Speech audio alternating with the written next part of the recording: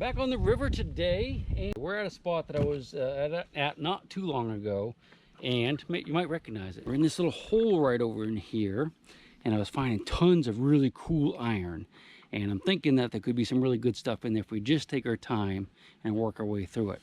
Now, I've stopped a couple times already on the way down the river and just checking out a couple spots, and I have found a couple things. This is cool, if I can get it. A Confederate paratrooper's knife. Yeah, I wouldn't believe that one if I was you.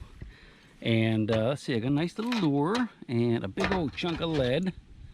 It's probably somebody's weight of some kind, a couple fishing weights, and one coin, which I'm judging by the way it's all dissolved. It's probably a zinc penny. So we're gonna get at it. We're gonna jump in here, work our way around through this iron, see if we can't pull out a couple belt buckles and a small gold coin.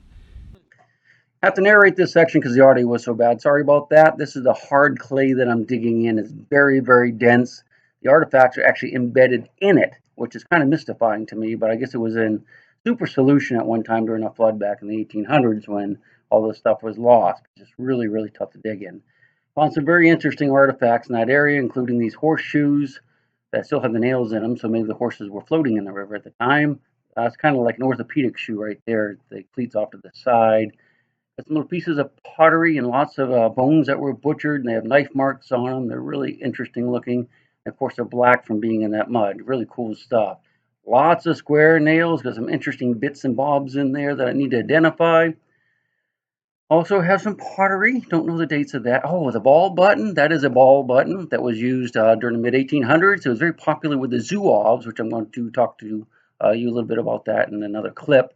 But that was the only brass thing that I found. Yeah, so it's kind of interesting, isn't it? I guess. I don't know.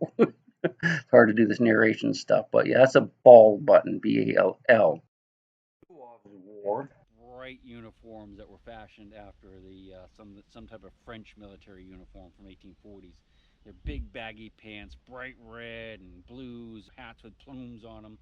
And that's what they started the war with, but they didn't end the war with those. They got rid of that stuff pretty quick because, for one thing, it was really bright, made great targets, and it was just not practical for, sleeping in the mud and wading across rivers like this all the time. So I didn't even notice as I was putting this stuff away. This is actually part of it. This is a fork.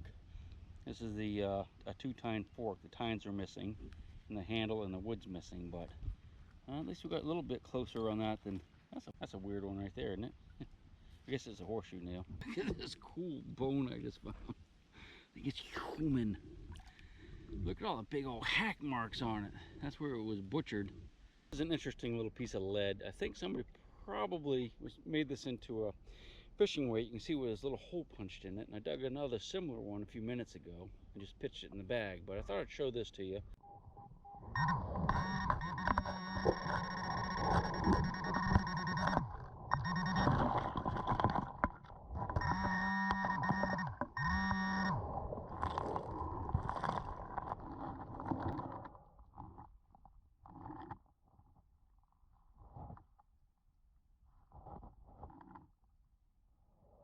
That's a nice old button right there. I wish I had a USA on it. I shouldn't be greedy. I think we're in a good spot though. Colonial era for sure.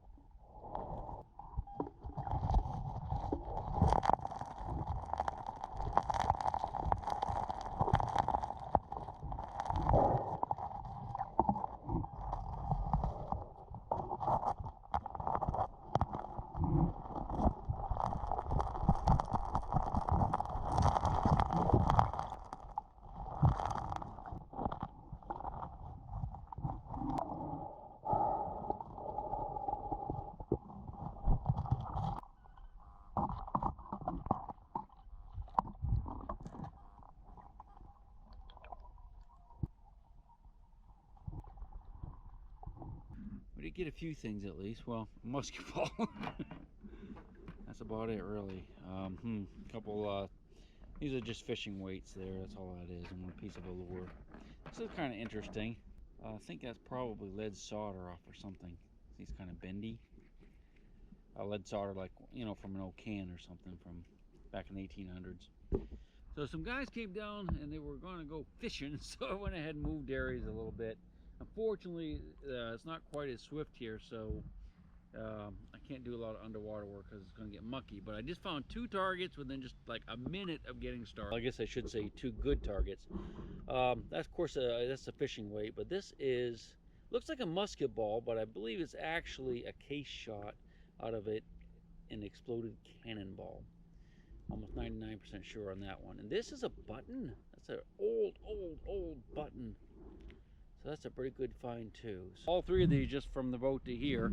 So I think it's going to be a good bit along this bank right here. So we'll slow down. We've got a little more time. Hopefully we'll find at least 1 mini ball and 1 CSA belt buckle. On 5 feet from where I just showed you those 3 things, and I've already found a carved mini ball. You see where someone hacked the top of that off for some reason, and a homemade sinker that I think is might be made from a bullet actually.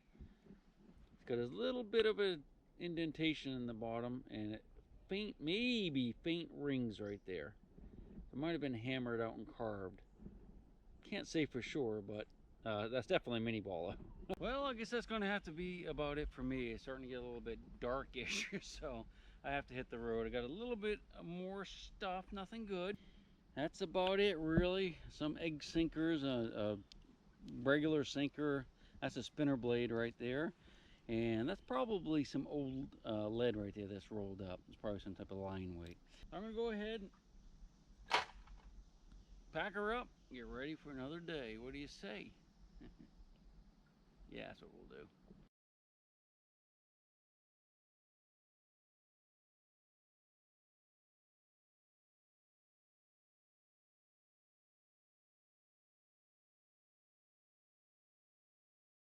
If you are my lady,